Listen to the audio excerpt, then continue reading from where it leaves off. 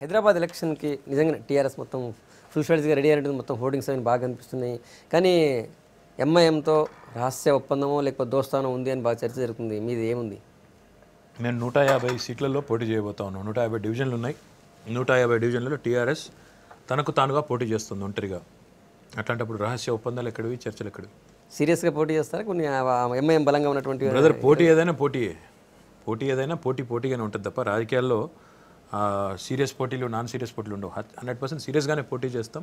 స్వంతంగానే 80 సీట్ల పైన గెలుచుకుంటాం అనేది మా విశ్వాసం. చాలా విచిత్రమైన కొన్ని సన్నివేశాలు, విచిత్రమైన కొన్ని విమర్శలు కూడా వస్తున్నాయి. ఓట్లు తొలగింపు ఏదో మేము కావాలని చేశామని ఒక విమర్శ. మీకు నిజంగా ఇది వాస్తవం చెప్తే మీరు ఆశ్చర్యపోతారు. ఈరోజు ప్రస్తుతం ఉన్న లెక్కల ప్రకారం ఇప్పుడు ఎలక్షన్లో మనం పోతున్నాం, ఈ నెలలో పోతాం.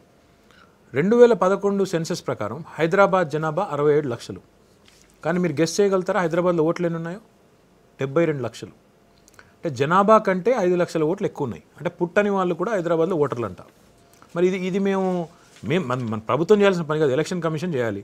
ఎలక్షన్ కమిషన్ దాన్ని సరిచేసే ప్రయత్నం చేస్తే దాని మీద మా మీద విమర్శలు. అంటే హైదరాబాద్ జనాభా 1 అనుకుంటే 65 లక్షల ఓట్లు ఉండాలి. కానీ ఈరోజు పరిస్థితి ఏంటంటే 67 లక్షల జనాభా, 72 లక్షల ఓటర్లు. దాన్ని సవరించకూడదు అనేది ప్రతిపక్షాల రాద్ధాంతం. ఇది కరెక్టా?